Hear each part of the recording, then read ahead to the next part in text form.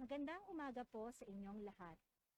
Welcome to the press conference of the Philippine Statistics Authority para sa 2022 second quarter performance of the Philippine economy ngayong ika-9 ng Agosto taong 2022.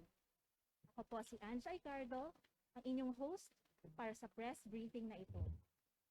Ang event na ito ay naka-livestream po sa PSA Facebook page at ang mga updates naman ay tweeted sa PSA Twitter account gamit ang hashtag PHGDP. Ikinararangal ko pong ipakilala ang ating mga resource persons para sa press conference ng 2022 second quarter performance of the Philippine economy. Si Secretary Dr. Arsenio M. Balisacan ng National Economic and Development Authority at si National Statistician and Civil Registrar General Undersecretary Dr. Dennis S. Mapa ng Philippine Statistics Authority. Nais din po namin kilalanin ang presensya ng iba pang mga opisyal ng NEDA at PSA na kasama po natin ngayon.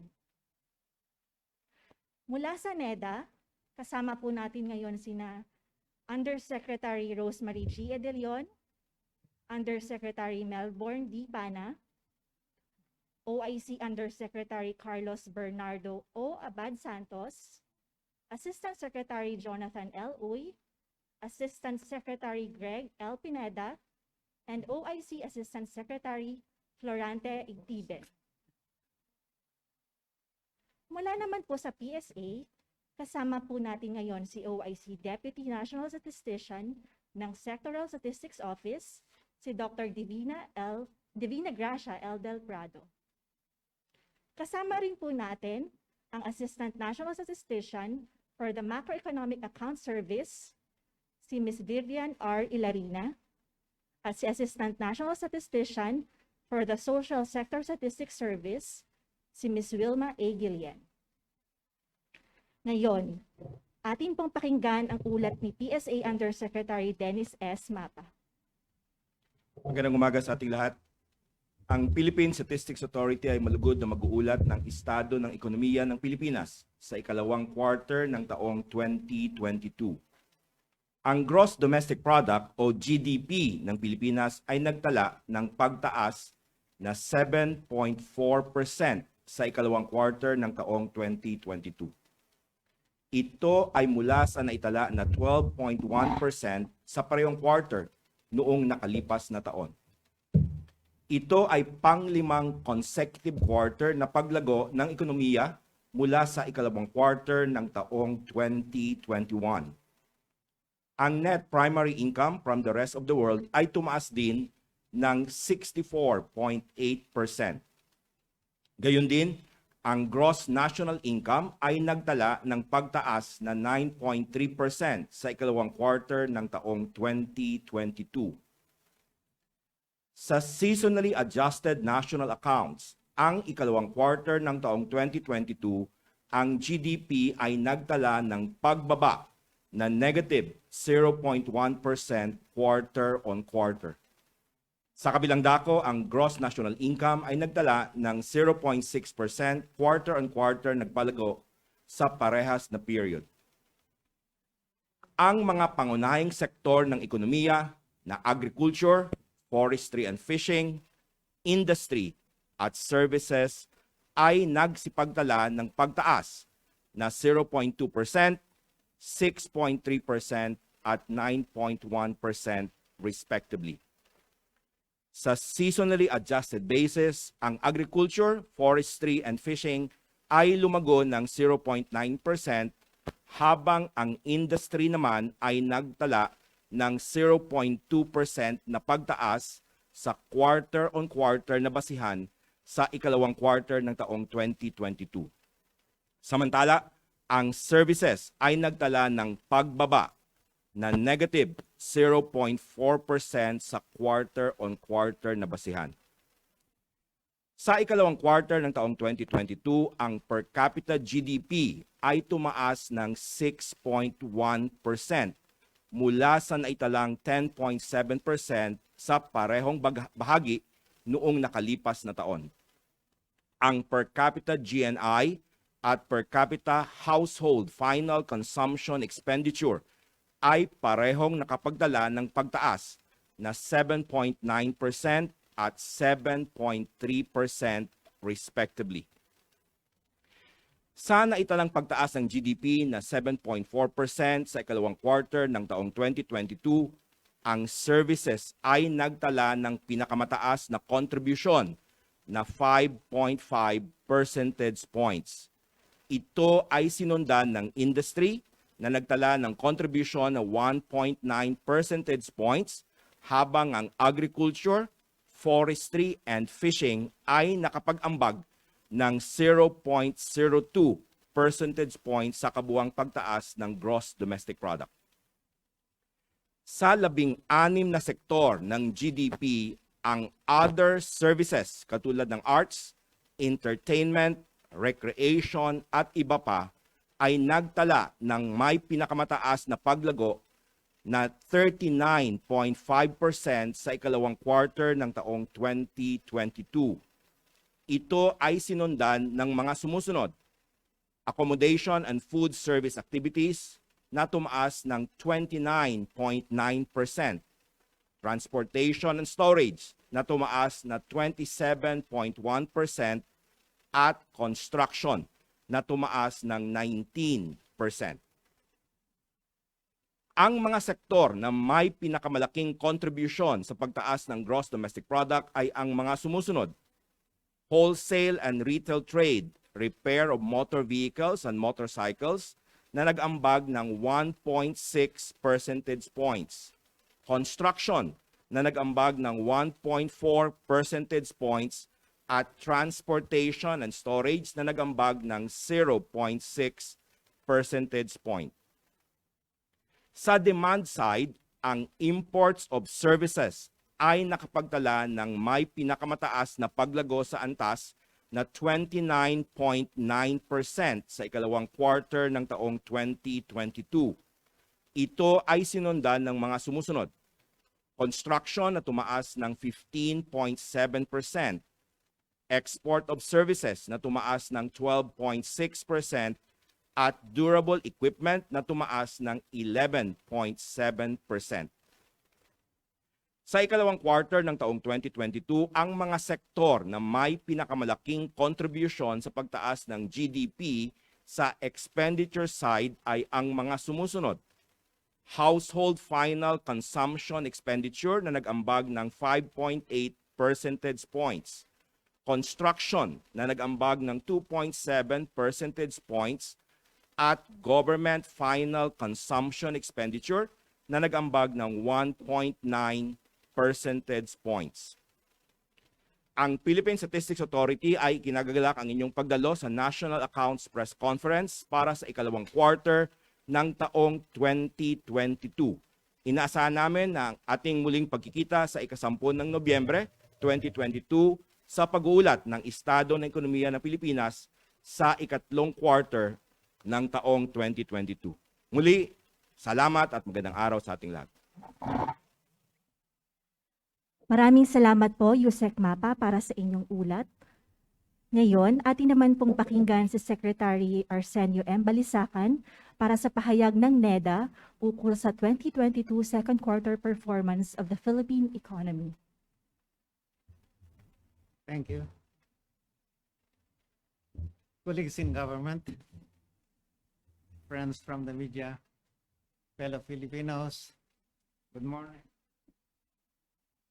Our country's recovery from its most significant economic and health challenge remains strong due to improved risk management as more social and economic activities have been allowed. For the remainder of the year, we must apply the same or even better risk management protocols and protect the most vulnerable against high inflation and other shocks and scarring due to COVID-19. According to the Philippine Statistics Authority, our economy sustained its expansion in the second quarter of 2022 with real GDP growth of 7.4%.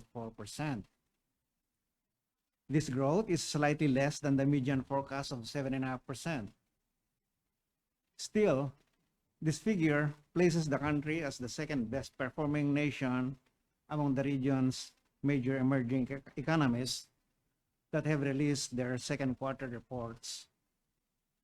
Our country is next to Vietnam's 7.7%, but faster than Indonesia's 5.4% and China's 0.4%. This performance also remains in line with our expectation or with our expected 6.5 to 7.5% growth in 2022.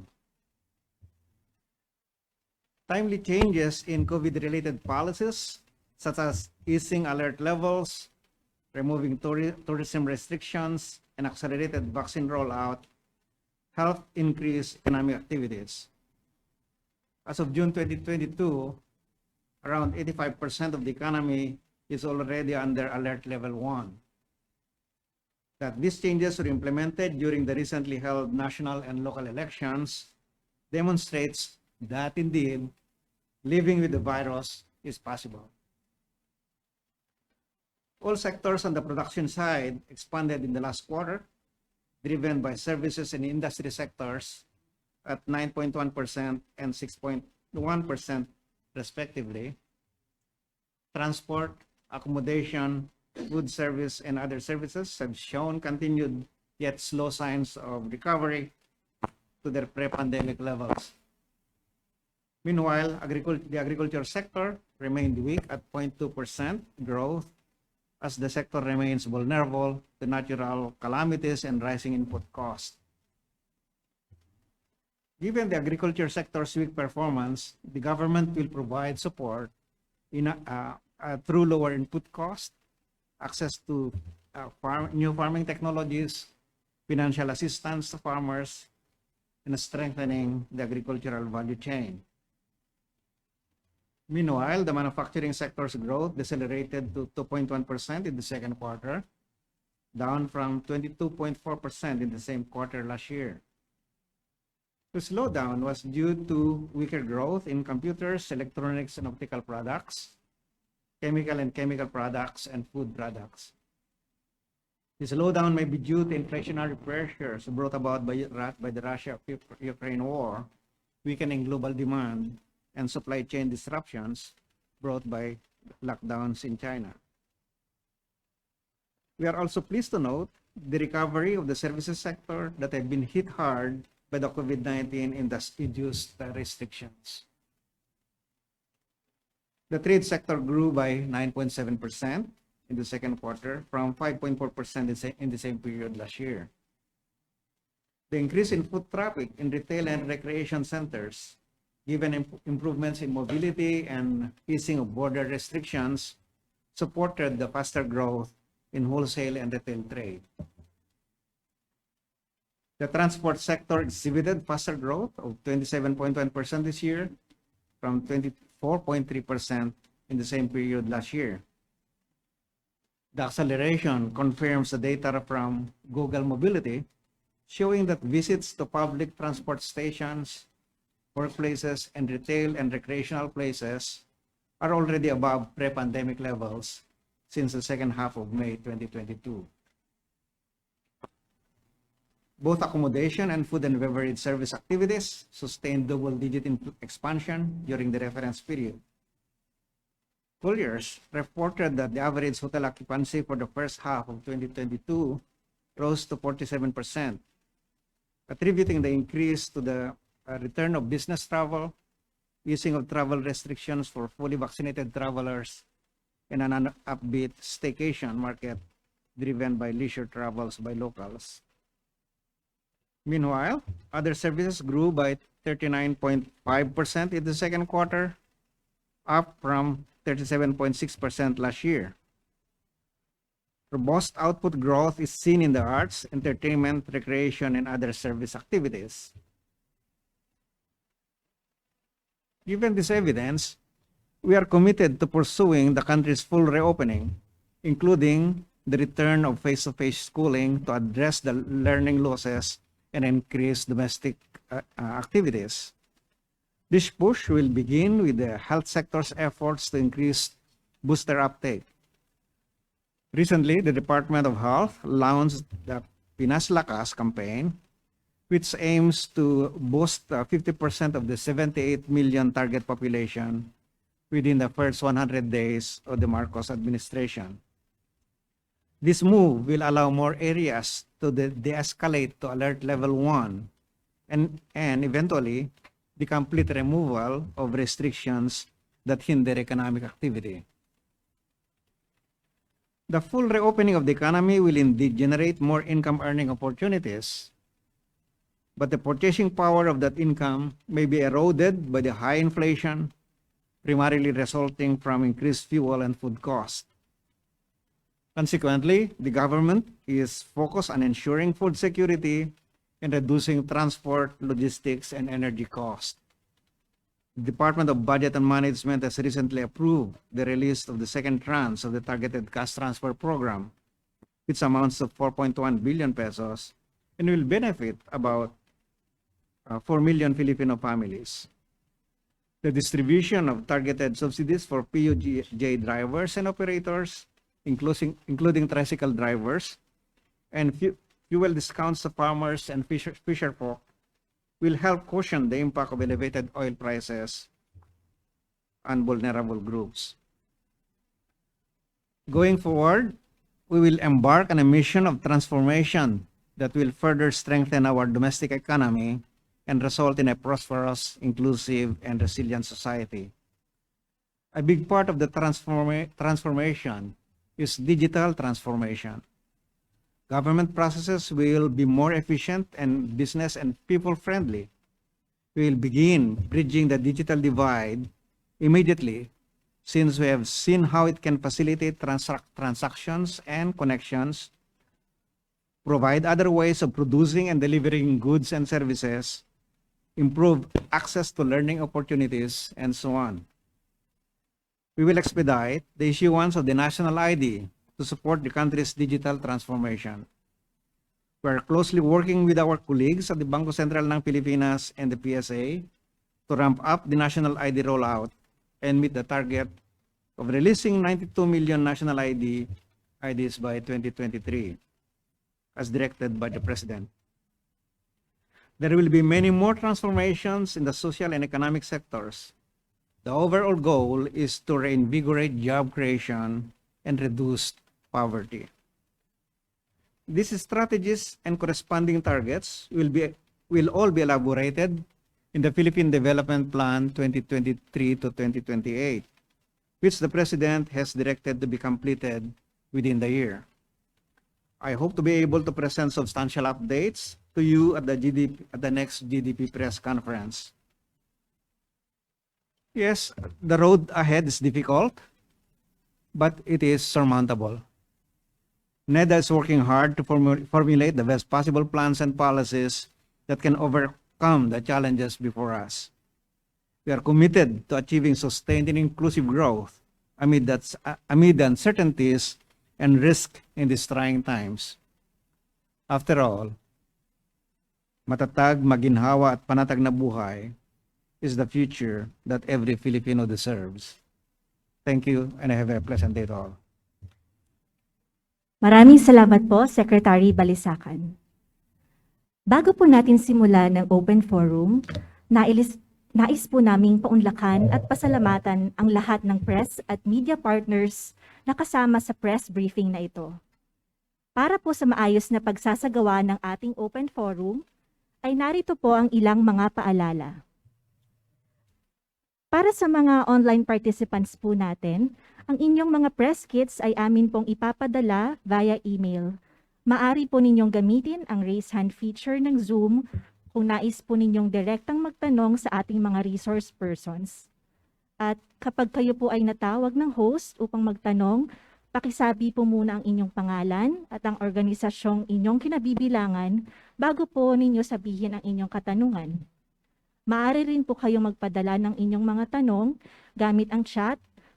Siguraduhin lamang po na nakalagay ang inyong pangalan at organization. Lastly, panatilihin po nakamute ang inyong mga mic kung kayo po ay hindi pa natatawag ng host upang magtanong. Para naman po sa ating mga on-site participants, Pakitaas lamang po ang inyong mga kamay kung kayo po ay may katanungan at hintayin lamang po na kayo ay ma-acknowledge upang magtanong. Kapag kayo po ay natawag, pakisabi po ang inyong pangalan at organisasyong inyong kinabibilangan bago po kayo mag-raise ng inyong questions. Finally, ang printout po ng press kit ay ibibigay po sa inyo ng respective PSA staff. Okay, so that's all for our reminders. Ngayon po ay handa na tayo sa ating open forum. Let's start with the advanced questions sent to us from our media partners. Ang unang tanong ay galing po kay Mr. Warren de Guzman from ABS-CBN News. The first question is addressed to Secretary Balisacan. What kind of effect are we expecting from the recent tightening of monetary policy by the BSP?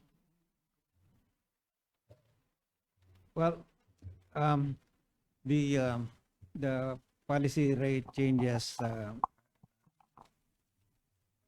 put forward by BSP are intended to tame inflation expectations to the extent that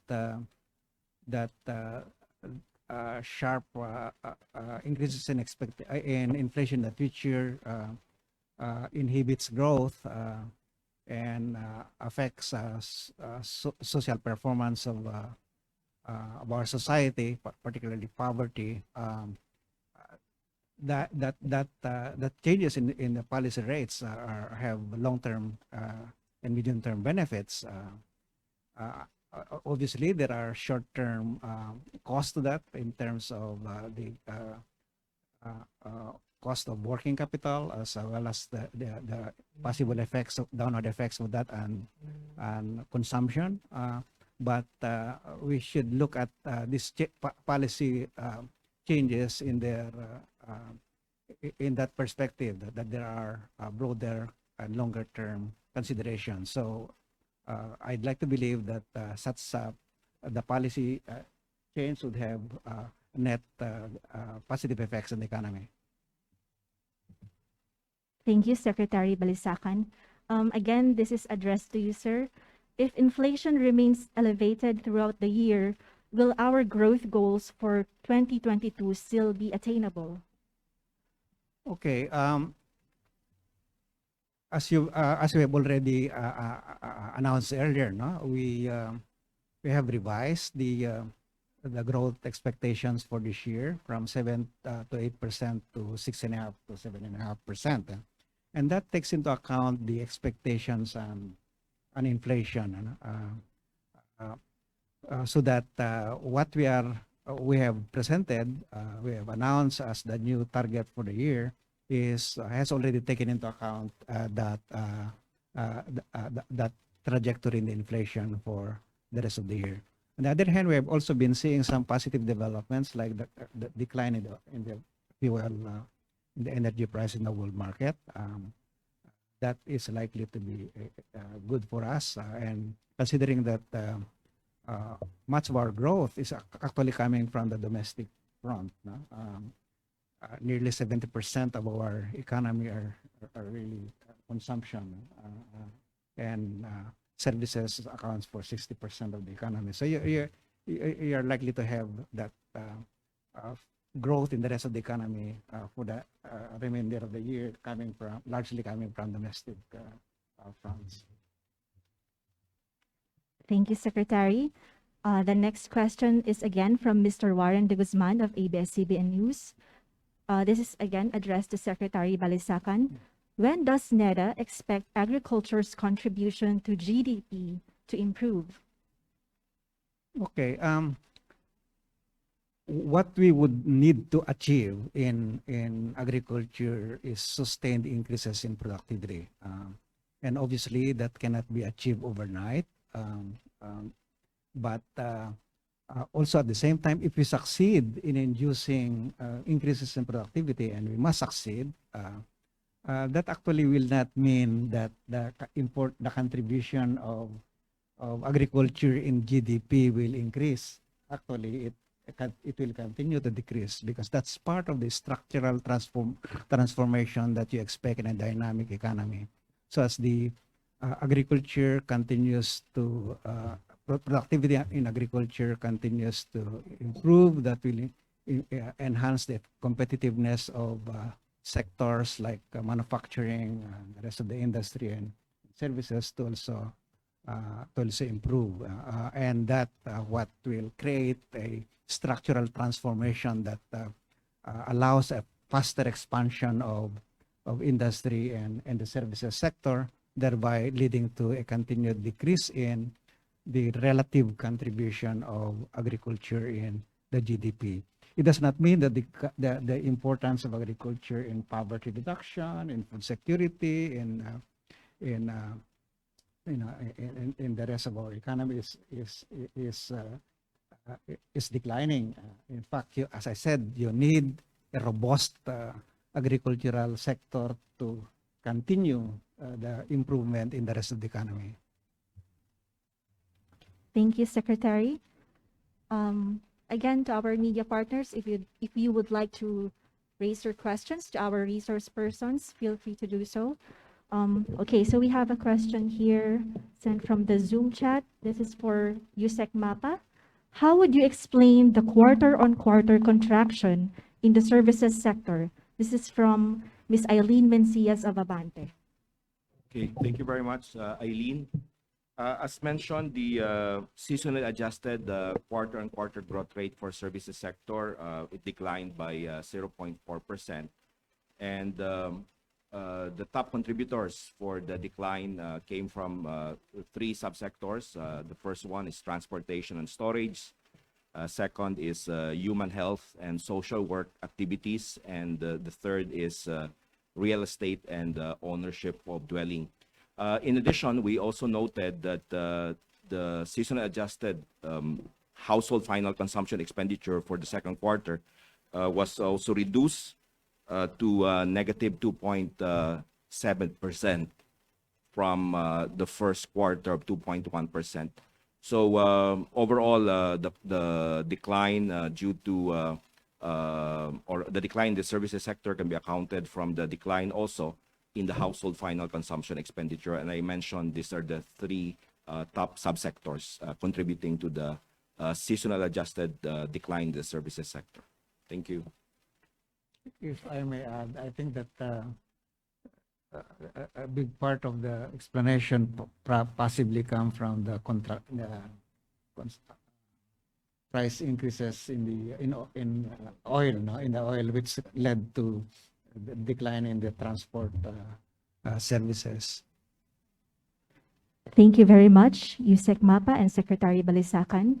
Our next question is addressed to both our resource persons.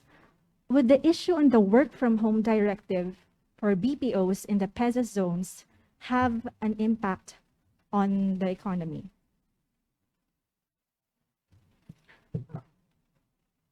Well, yeah.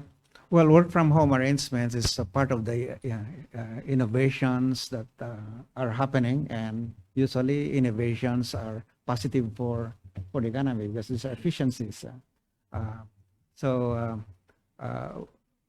Our goal should be to encourage innovations, whether they lead to work from home or to other types of hybrid arrangements. We should encourage those. The assumption is that individuals and firms are choosing technologies and arrangements that are more efficient, and that should lead to to overall efficiency in the economy and therefore economic growth.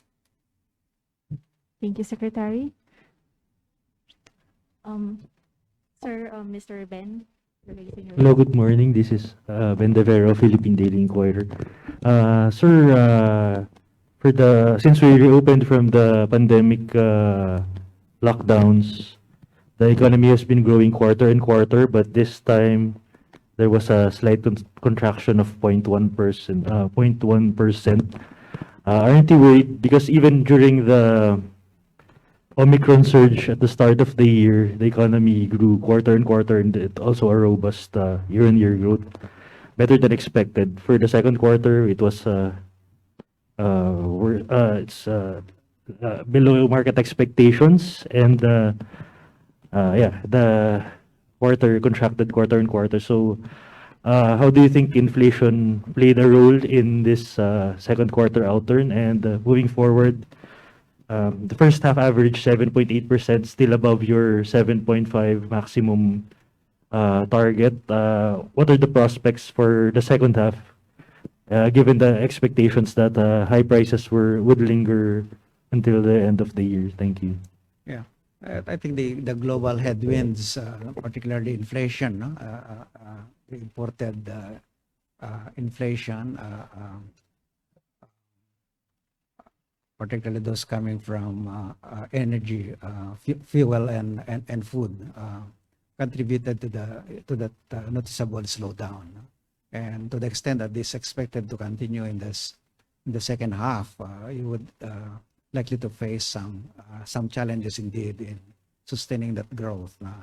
But as we have mentioned earlier, we have already accommodated, taken into account such development in our revisited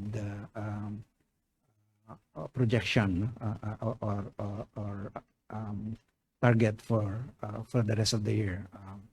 So we may not grow as fast in the second half as in the first half, but the growth is likely to overall growth for the year is still going to be within the 6.5 to 7.5%. In fact, to achieve the 6.5, all you need is for the growth in the second semester is a 5.3% growth, which is very highly achievable. On the other hand, we to achieve the 7.5, you likely need to grow by something like 7.2%. So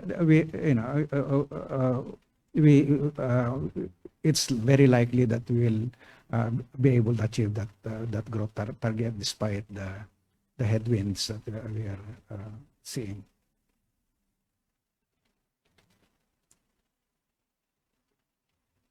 Hello, may I just quickly follow up? For a separate data today, which was released by the PSA, NS Mapa was the monthly trade deficit in June also the biggest on record? And for Secretary Balisacan, given the yawning trade in goods deficit that is putting pressure on the peso, and of course imports growing faster than the exports, is it a good thing or a bad thing at this time, given that imports are expensive? Thank you, sirs.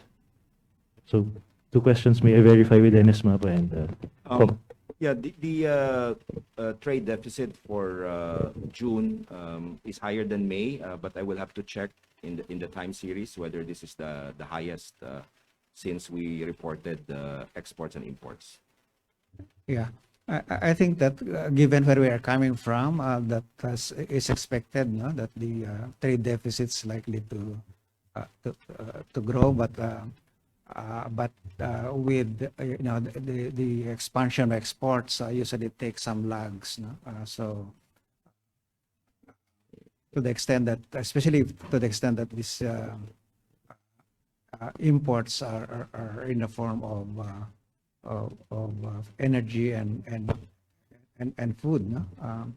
But we will also likely to see large importations for construction, because we are ramping up and continuing the rapid growth in our construction spending, capital formation.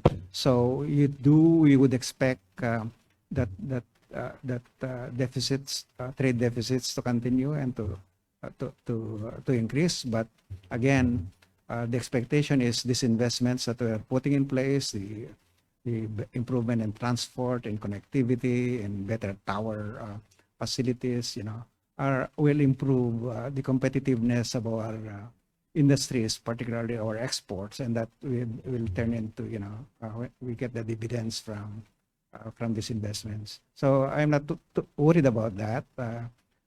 Besides, there are other sources of foreign exchange, no? As you see, we still continue to to have it, robust remittances. So we're expanding, we're supporting, ramping up our support to our tourism, which will be a major driver for foreign exchange earnings.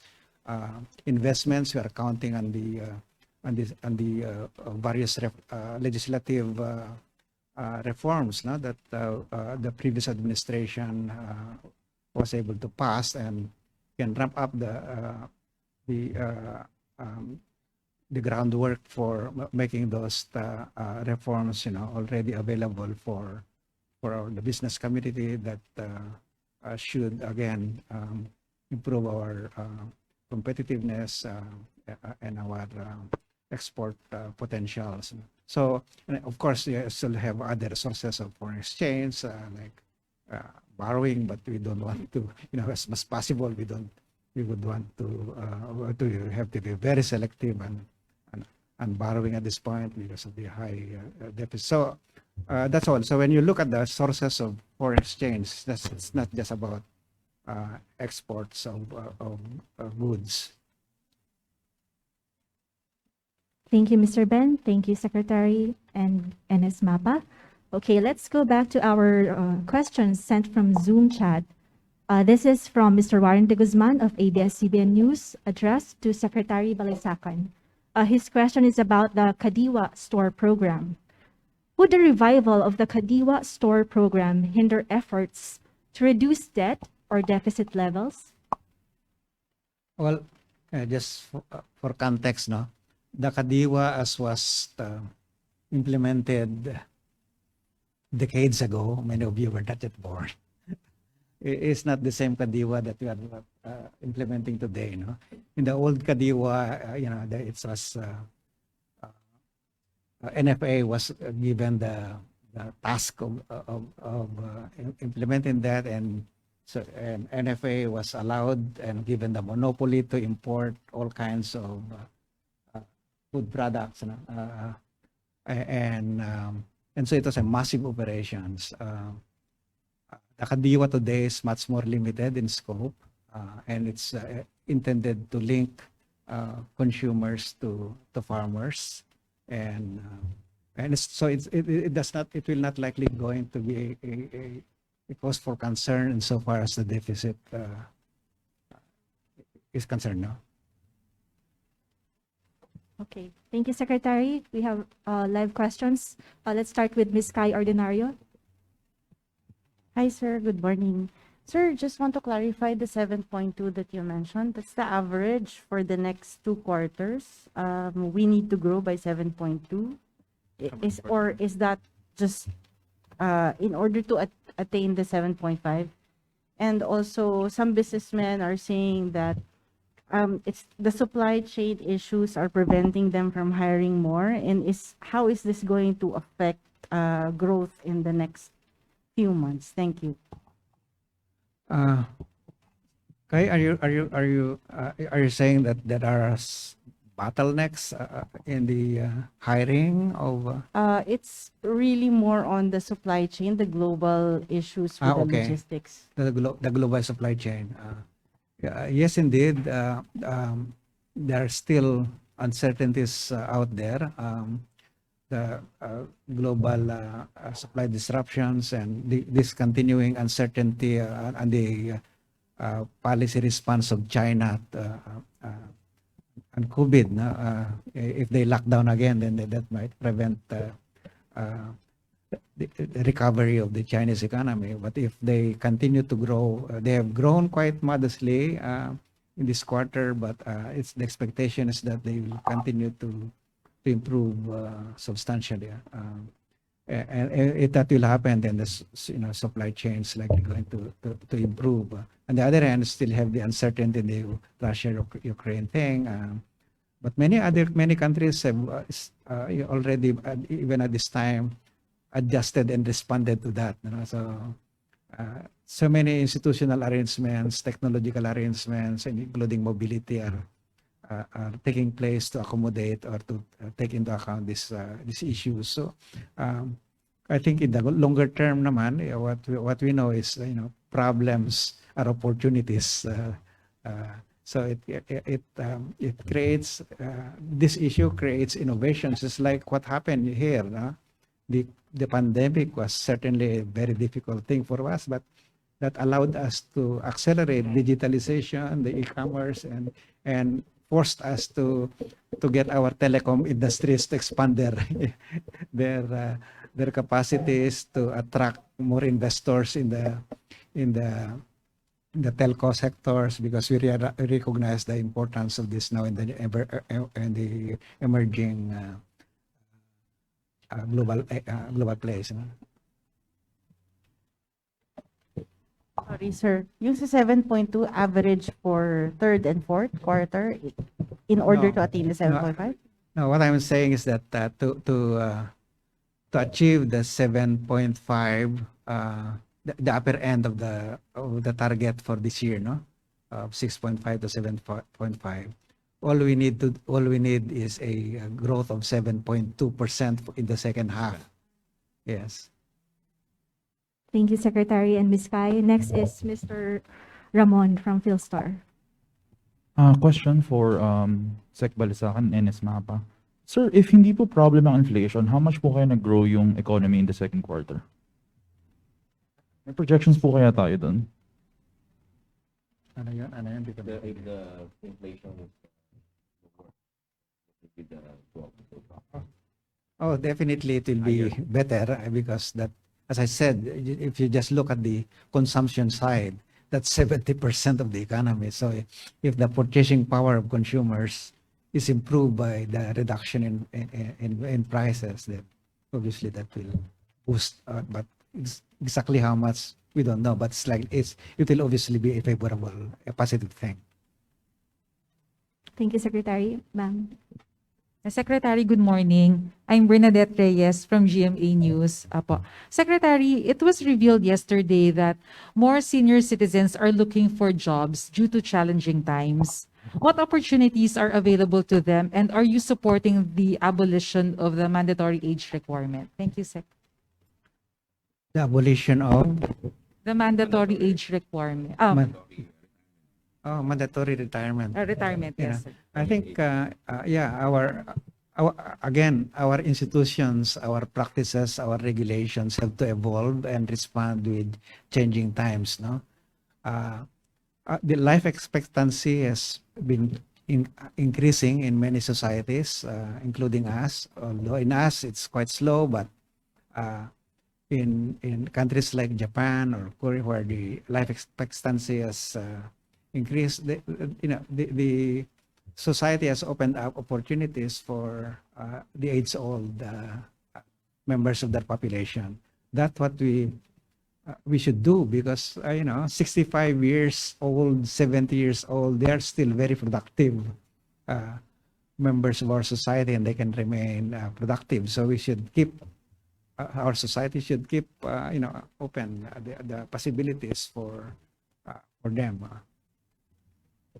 Sir, just one quick follow-up. Secretary, what opportunities are available to them? In which sectors can they thrive if Well, they I come suppose, looking well, for it jobs? really depends so much on what they are, no? What competencies they have, what educational level of education they have. But I suspect, old guys like me can also be trained in digital. So give me some work on digital, and maybe I can, we can do that. But I think that the trick here is just open up the possibilities and let people choose with what is best fit them. So I can't. Some would like to be even to go to to farming. Many people, when they retire, they go back to farming, right? Of course, different kind of farming, more modern farming, rather than the very difficult manual farming. So it can vary a lot, just like the way we see in more advanced countries where the old age, many of them go back to teaching after serving in government. Japanese bureaucrats, I know many of them are good friends, and after serving in government, they go they go to the university to teach, and I'm looking forward that too before I I was asked to join the cabinet again because I was really planning to go back to teaching again. Also in general, because it was also mentioned yesterday that quite a number of people also joined the workforce, those who graduated. What opportunities are available to them? Because you also mentioned in your opening statement about reinvigorating the economy through job creation. Thank you. The trust of our economic program or plans is to create productive, increasingly productive employment opportunities, so that you don't have to work, you know, more than 8 hours, or you don't have to have 2 jobs, you know, to earn a decent living. No?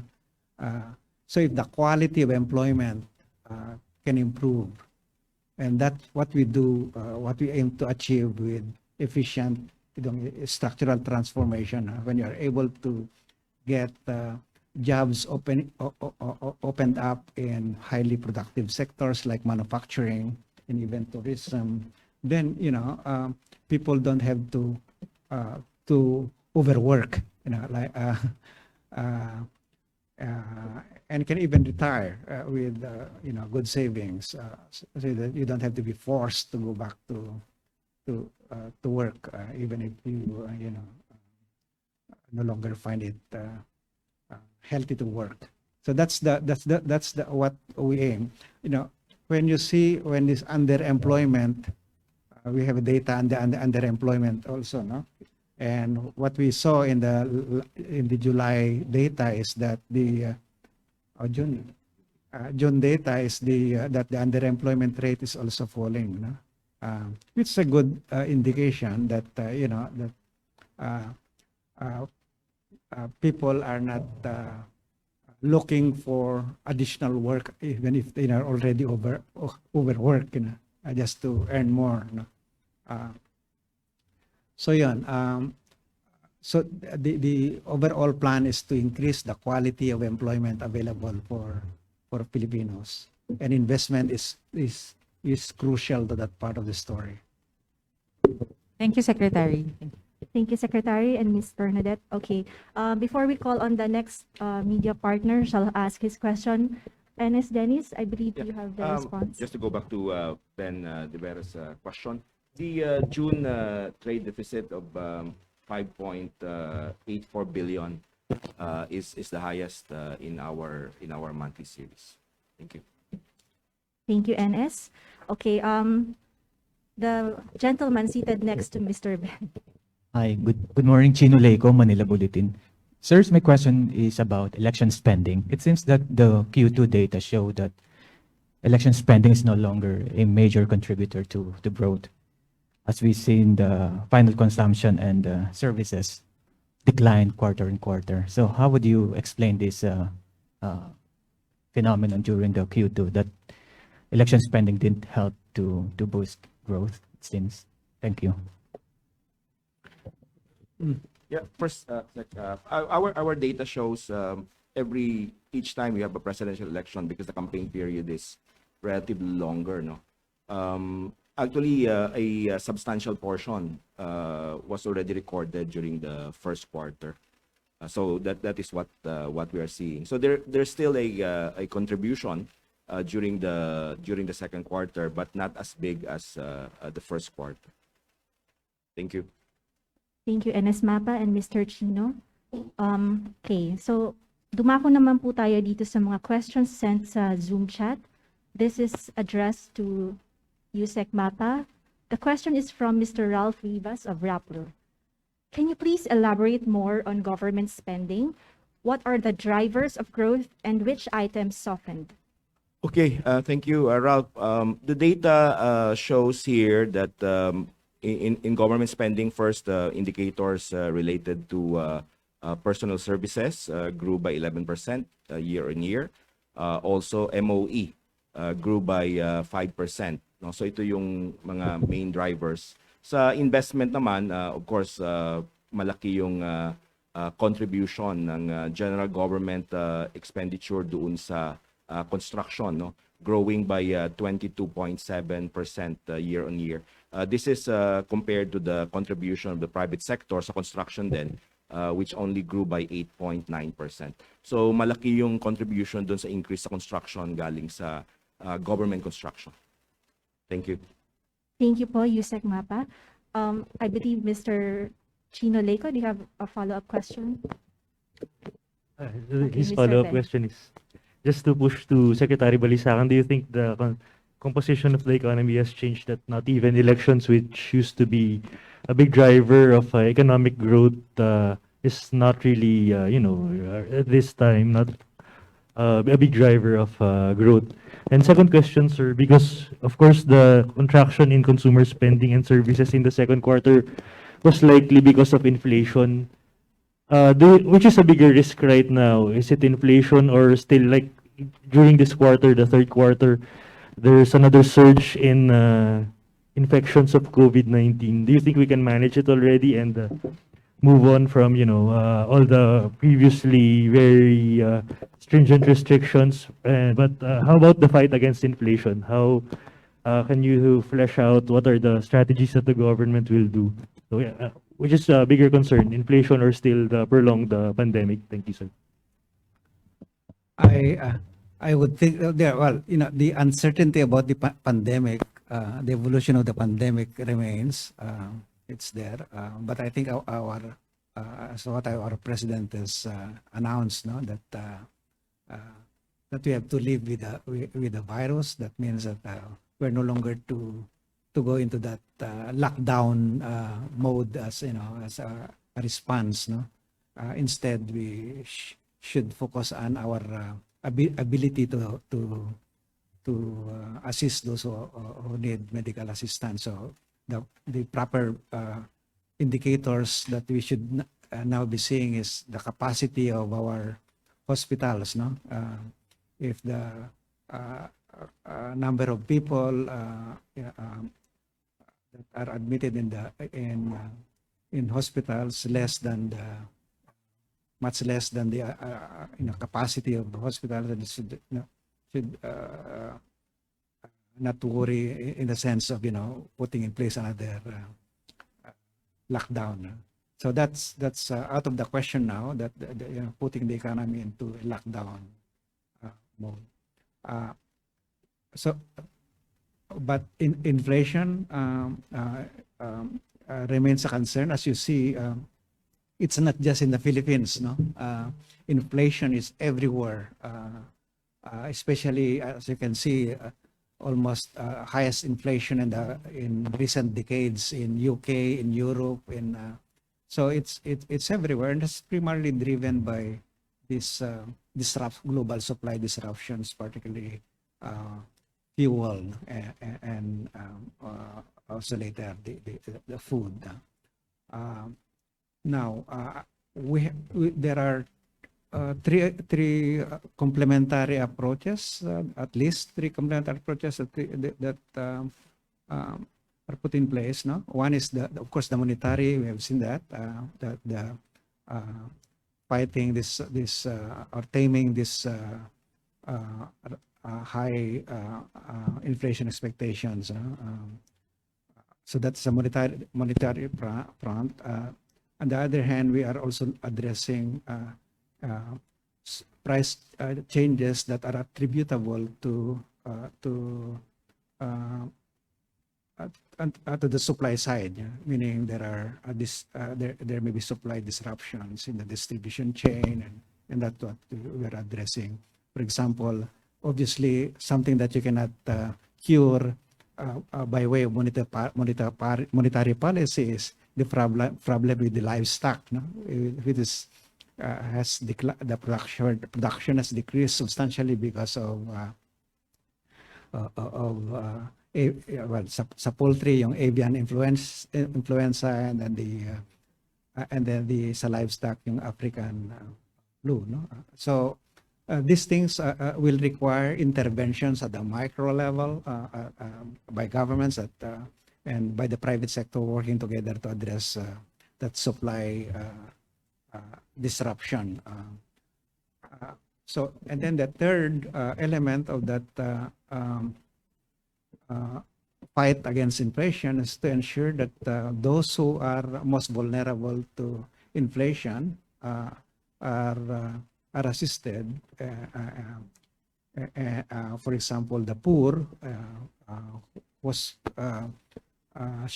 consumption or food consumption represents easily 50-60% of the total expenditure of the household, would have to be provided relief assistance. And that's where we have been focusing our limited resources to ensure that those who are most vulnerable would be given relief, in the form of what we have announced earlier about the Pantawid Pamilya and all the other assistance for the poor.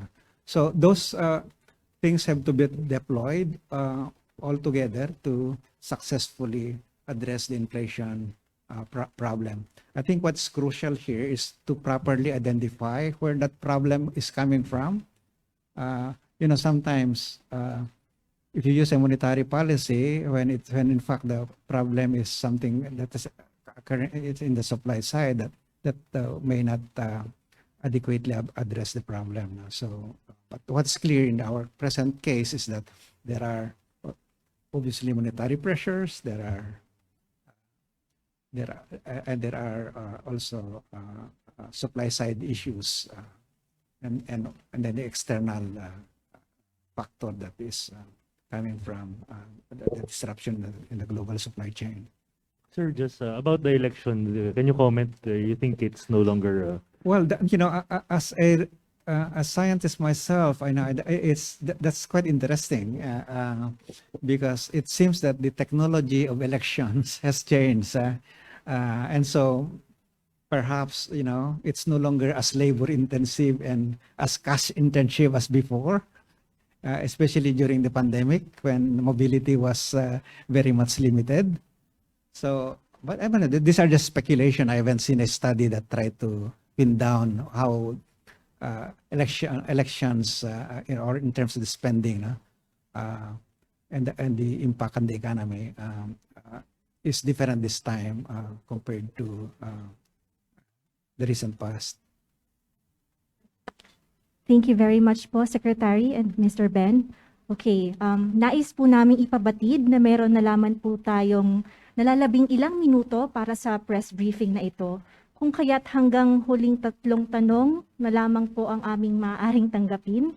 Sa mga katanungan pong hindi na namin ma-accommodate sa ngayon, maaari po ninyong ipadala ang inyong mga katanungan via Zoom chat for those joining us online.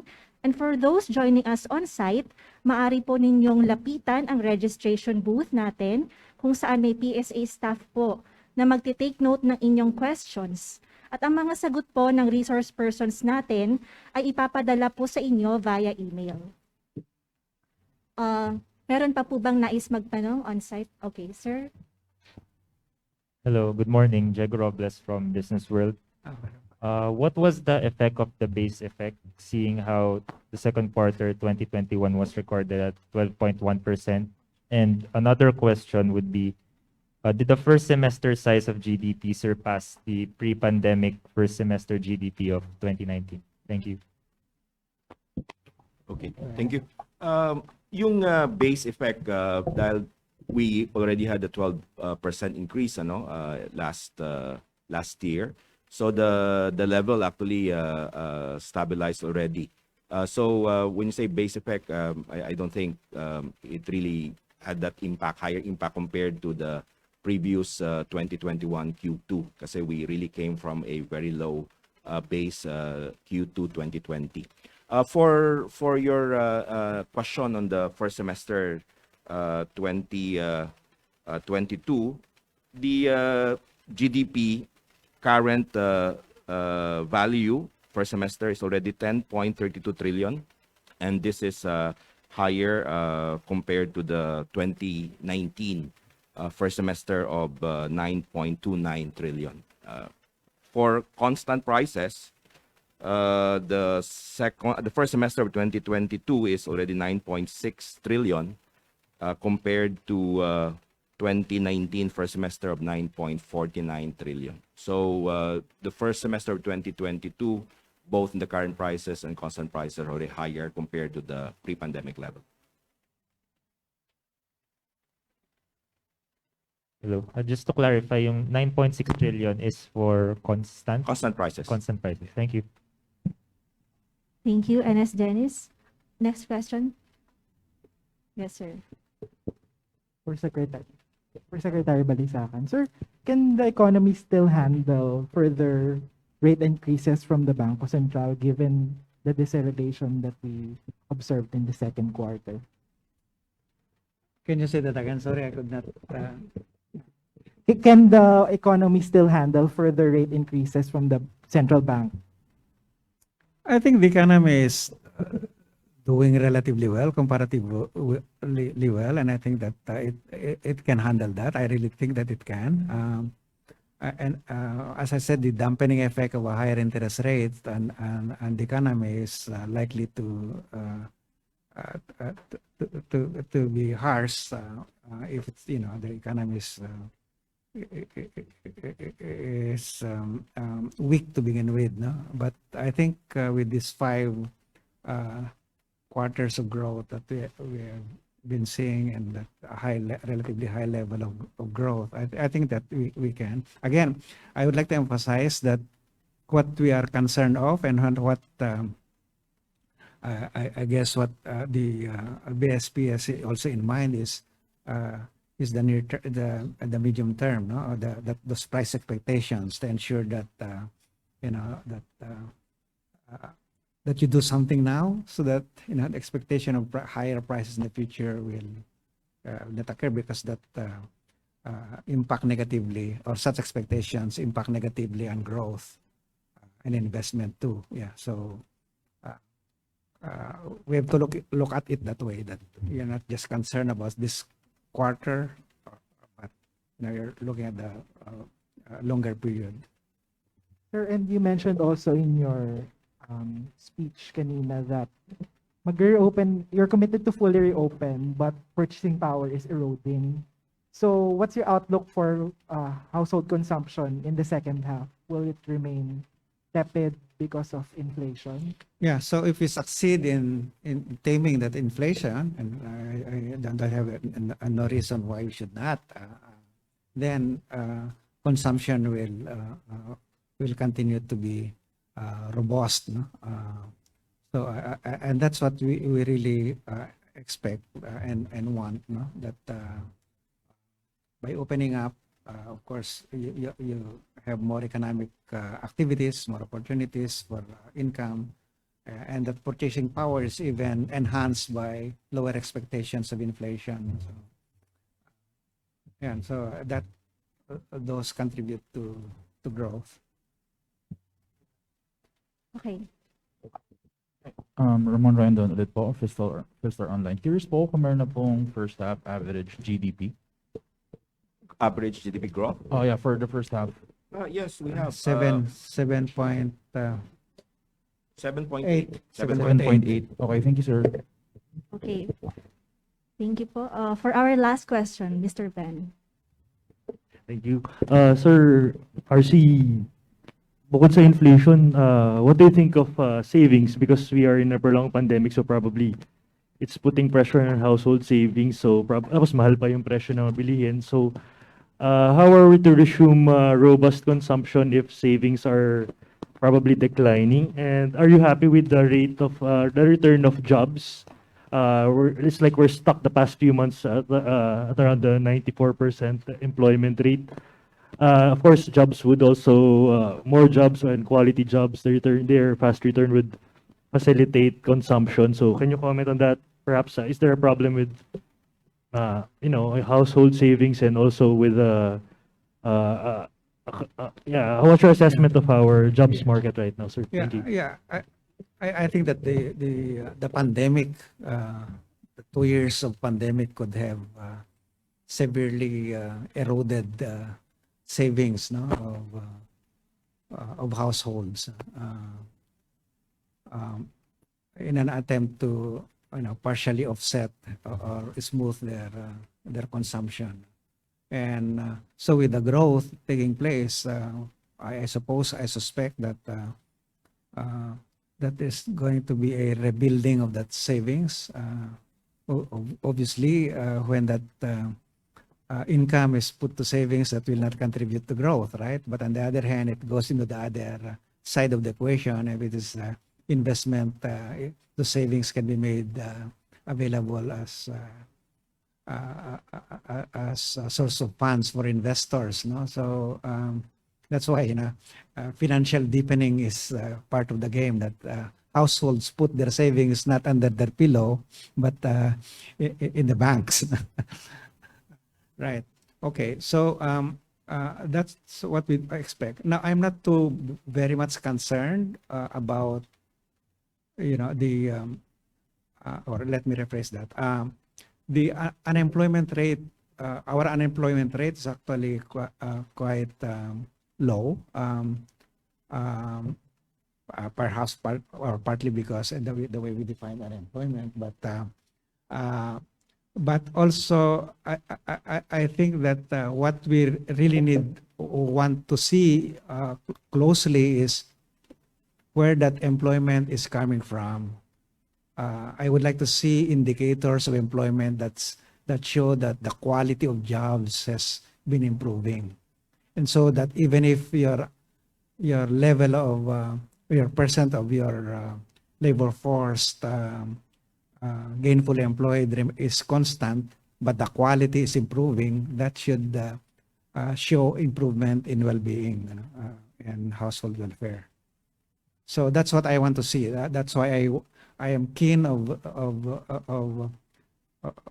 we are keen of pushing for investments, particularly in manufacturing, in agriculture, in highly productive sectors, even in services. No. Yeah. So I think that if I were you, Warren, I would start looking at the one of the indicators that PSA actually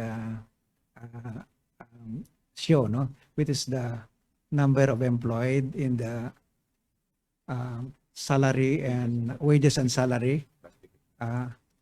If you see that number, wages and salary workers as a proportion of total employed workers rising, then that tells you that there is some improvement in the quality of employment.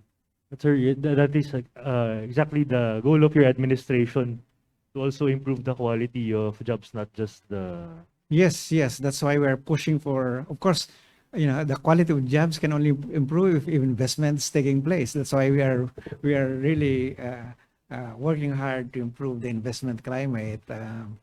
And as you can see, we are, despite the fact that we have some constraints from the debt, we are not, we won't slow down in our infrastructure program. And the way we do that is to engage the private sector. No? That's why we are enhancing the attractiveness of public-private partnership programs. Thank you, Secretary. And Mr. Ben, thank you for your last question. So that ends our open forum.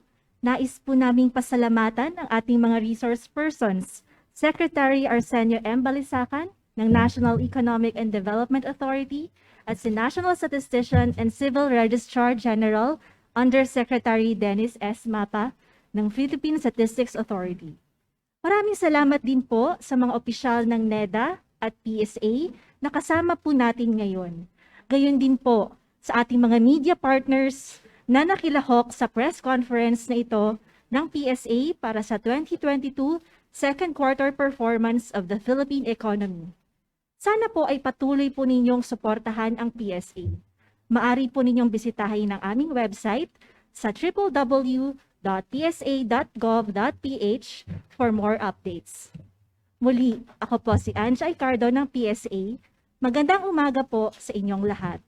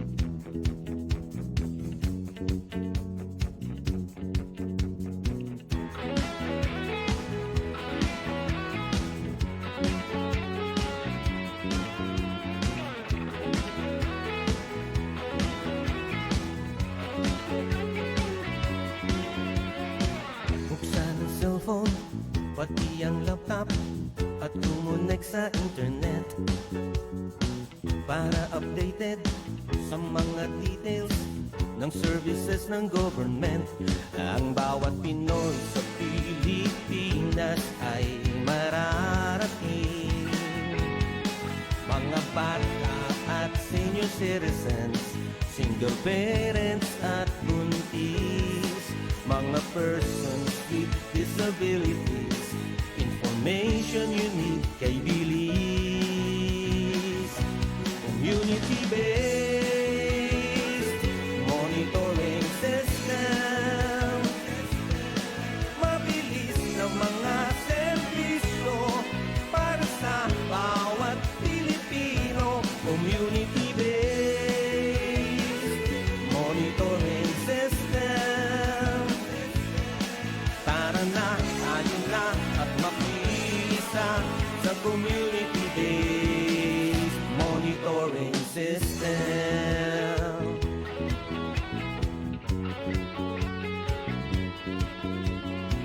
Lahat ng bayan at lalawigan sa isla o kabundukan, mga proyekto pati programa agad maipatutupad. Ang bawat Pinoy sa Pilipinas ay mararating.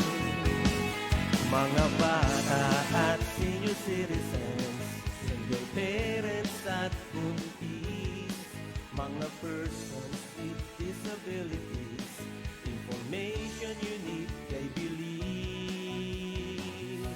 Community-based monitoring system, mabilis na mga serbisyo para sa bawat Pilipino. Community-based monitoring system, tara na, tayo na, makiisa sa